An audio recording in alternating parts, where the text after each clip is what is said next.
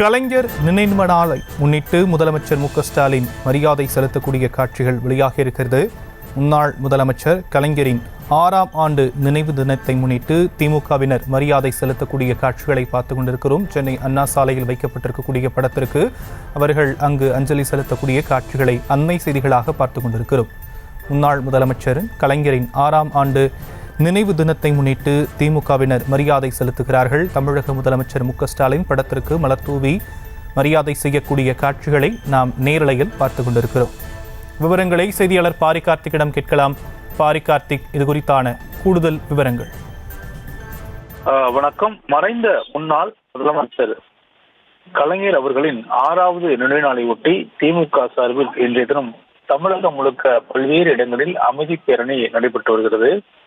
அதன் அடிப்படையிலே தற்போது ஓமந்தூரால் அமைக்கப்பட்டிருக்கக்கூடிய கலைஞர் அவர்களின் திருவுருவ சிலையை தற்போது தமிழ்நாடு முதலமைச்சர் திரு மு.க.ஸ்டாலின் அவர்கள் மலர் தூவி மரியாதை செய்கிறார். அவருடன் தற்போது மூத்த அமைச்சர்களும் இந்த நிகழ்வில் கலந்து கொண்டிருக்கிறார்கள். தொடர்ச்சியாக இங்கிருந்து நேரடியாக பேரணியாக சென்று கலைஞர் நினைவிடம் இருக்கக்கூடிய மெரினாவில் அங்கும் மலர் தூவி மரியாதை செலுத்தியிருக்கிறார்கள்.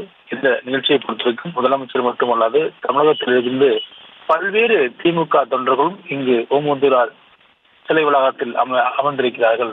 குறிப்பாக இன்றைய தினம் இந்த கலைஞர் நினைவு நாளை முன்னிட்டு திமுகவினர் 200 பேர் கருப்பு உடை அணிந்து இந்த தினத்தை அனுசரித்து வருகிறார்கள். அதன் அடிப்படையிலே கலைஞர் அவர்களின் 6வது நினைவு நாளை ஒட்டி இந்த நிகழ்வானது நடைபெற்று வருகிறது. குறிப்பாக ஓமந்தூரால் இருக்கக்கூடிய அவரு திருவுருவ சிலை கீழே அமைக்கப்பட்டிருக்க கலைஞர் அவர்களின் படத்திற்கு மலர் தூவி மரியாதை செய்து வருகிறார்கள். இன்று காலை முதலே தமிழகம் முழுக்க பல்வேறு இடங்களிலும் தொண்டர்கள் ஓமந்தூரார் மைதானத்தை நோக்கி குவிந்த வண்ணம் இருந்தார்கள். அதன் தொடர்ச்சியாக தான் தற்போது இந்த நிகழ்வு நடைபெற்றிருக்கிறது. முதலமைச்சர்கள் தொடர்ச்சியாக இங்கிருந்து நேரடியாக மெரினா சென்று அங்க இருக்கக்கூடிய கலைஞர் நினைவிடத்திலும் மலர் தூவி மரியாதை செய்ய இருக்கிறார்கள். குறிப்பாக இன்றைய நாள் திமுகவினுடைய அனைத்து மாவட்டங்களிலும் இத்தகைய அமைதி பேரணியானது நடைபெற்று வருகிறது. குறிப்பாக முதலமைச்சர் இன்று துவங்கி வைக்கும் தொடர்பாக அதன் தொடர்ச்சியாக தமிழகம் முழுக்க திமுகவினர் கருப்பு சட்டை அணிந்து இந்த நிகழ்வில் பங்கேற்று வருகிறார்கள். கலைஞர் அவர்கள் திமுகவினுடைய தலைவராக 50 ஆண்டு கால பொறுப்பேற்றிருக்கிறார். அதே போல தமிழகத்தில் 5 முறை முதலமைச்சராகவும் இருந்திருக்கிறார்.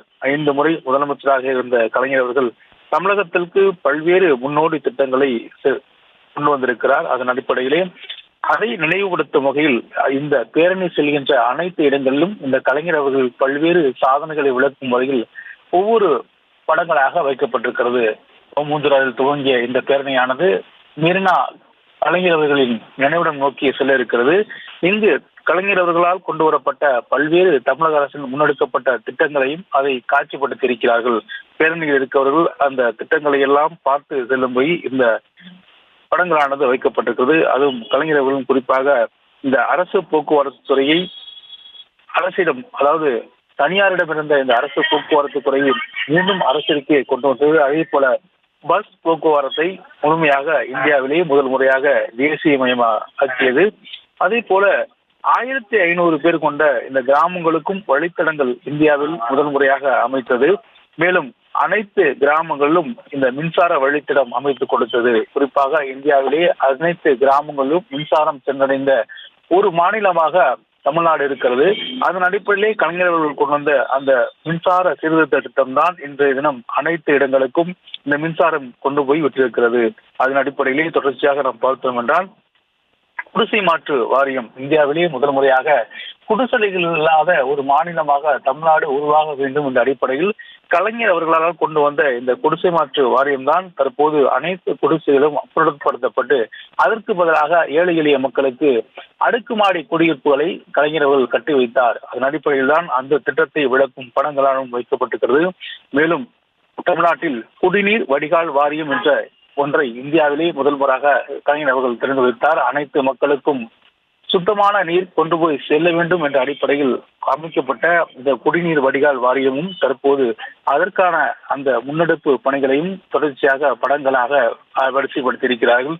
குறிப்பாக ஓமந்தூராரில் நாம் பார்த்தோம்னால் இங்கிருந்து மெரினா செல்லும் வகையில் அனைத்து இடங்களிலுமே இந்த கலைஞர் அவர்களினுடைய இந்த 5 ஆண்டு கால 5 முறை முதலமைச்சராக இருந்த பின் கிட்டத்தட்ட 19 வருடம் தொடர்ச்சியாக தமிழகத்தின் முதலமைச்சராக இருந்திருக்கிறார்.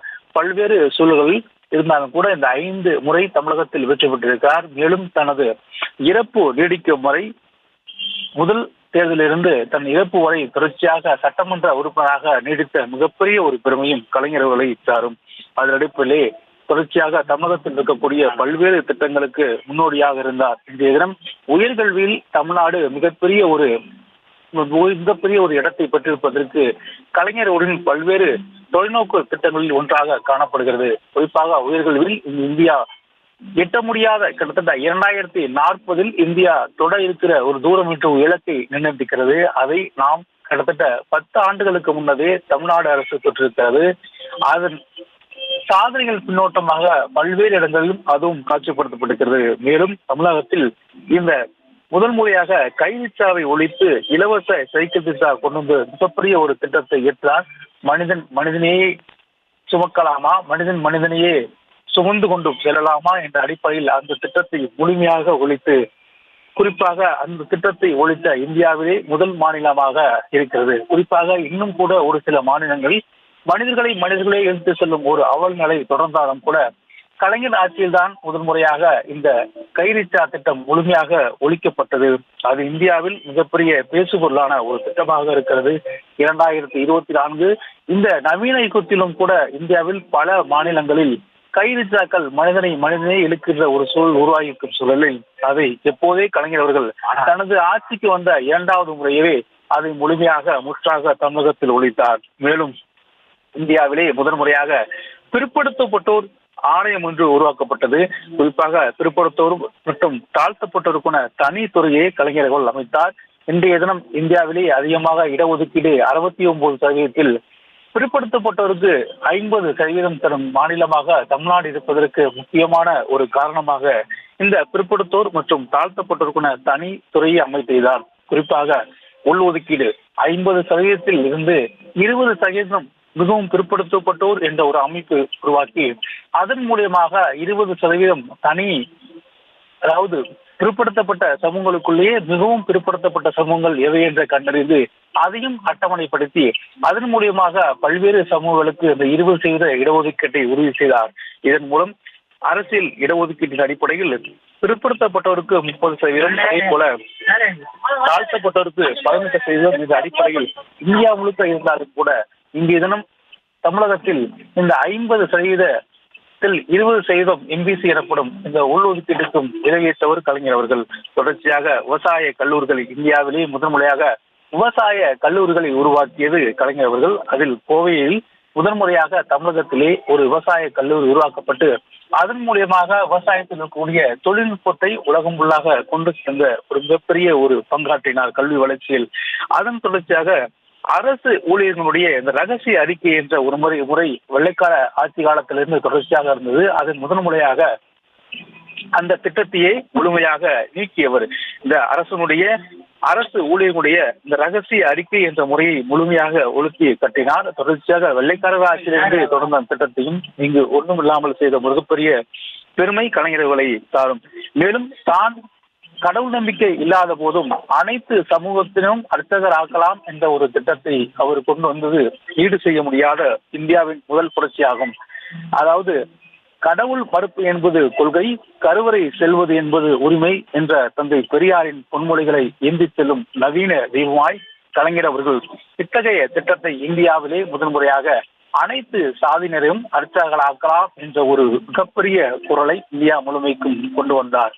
அந்த குரல் அதற்கு முன்னதாக இல்லை, திராவிட இயக்கங்களுடைய கொள்கை அடிப்படையில் இருந்த குரலை முதலாக சட்ட முறைப்படி கொண்டு வந்தார். குறிப்பாக அவர் ஆட்சியேற்ற பிறகுதான் இந்த திராவிட இயக்கத்தினுடைய குரலை முதல் முறையாக சட்டங்களாக இயற்றியது அவர்தான். மேலும் தமிழகத்தில் இருக்கக்கூடிய பல்வேறு தொழிற்சாலைகளை உருவாக்கப்பட்டு சேலம் இரும்பு ஆலைகளை கொண்டு வந்தால் சேலத்தில் முதலாக தமிழகத்திலே இரும்பு உற்பத்தி அதிகப்படுத்தும் வகையில் கொண்டு வந்த திட்டத்தின் அடிப்படையில் முதலாக சேலம் இரும்பு ஆலையை அவர் கொண்டு வந்தார்.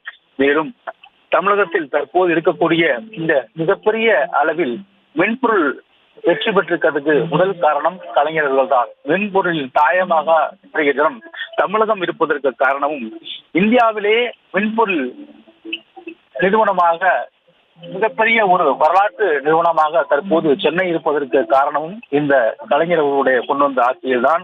அங்குதான் தற்போது இந்த மின்பொருள் பூங்கா அமைக்கப்பட்டு உலகத்தில் அதிநவீன மின்பொருள் தொழிற்சாலைகள் தற்போது தமிழகத்தில் கட்டமைக்கப்பட்டதற்கு ஒரு முக்கியமான காரணமாக மிகப்பெரிய அளவுக்கு தமிழகத்தில் இந்த தொழில் முனைவு இன்று இந்திய அளவில் தமிழர்கள் மட்டும்தான் மென்பொருளில் மிகப்பெரிய சாதனை படைத்ததற்கு மிகப்பெரிய காரணமாக இருக்கக்கூடிய இந்த மின்பொருளுடைய தலைநகராக இன்று சென்னை இருப்பதற்கு கலைஞர் அவர்கள் கொண்டு வந்த இந்த மின்பொருள் பூங்கா தான் காரணம். குறிப்பாக ஒரு ஐடி பார்க் என சொல்லக்கூடிய சென்னையில் புகழ்பெற்ற ஒரு இடத்தை உருவாக்கி இந்தியாவில் இருக்கக்கூடிய பல்வேறு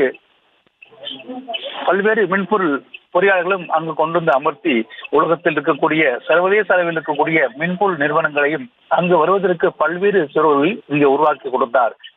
குறிப்பாக இந்தியாவிலே இல்லாத அளவுக்கு மின்பொருள் மிகப்பெரிய ஒரு சாதனையை ஏற்படுத்தி இன்னைக்கு ஒட்டுமொத்தமாக இந்தியாவில் இருக்கக்கூடிய பல்வேறு நிறுவனங்களுக்கும் மட்டுமல்லாமல் உலகத்தில் இருக்கக்கூடிய பல்வேறு மின்பொருள் நிறுவனங்களில் அதிக அளவு தமிழர்கள் இன்று இருப்பதற்கு மிகப்பெரிய காரணம் இந்த மின்பொருள் நிறுவனங்கள் தமிழகத்தில் இருந்ததுதான். கிட்டத்தட்ட முன்னாள் முதலமைச்சர் கலைஞரின் 6ஆம் ஆண்டு நினைவு தினத்தை முன்னிட்டு அமைதி பேரணி தமிழக முதலமைச்சர் தலைமையில் நடைபெறக்கூடிய காட்சிகளை பார்த்துக் கொண்டிருக்கிறோம். விவரங்களை செய்தியாளர் பாரி கார்த்திக் வழங்க நாம் கேட்டுக்கொண்டிருக்கிறோம். பாரி கார்த்திக், நீங்க இணைப்பில் இருங்க, நம்ம தொடர்ந்து பேசலாம் இடைவேளைக்கு பிறகு.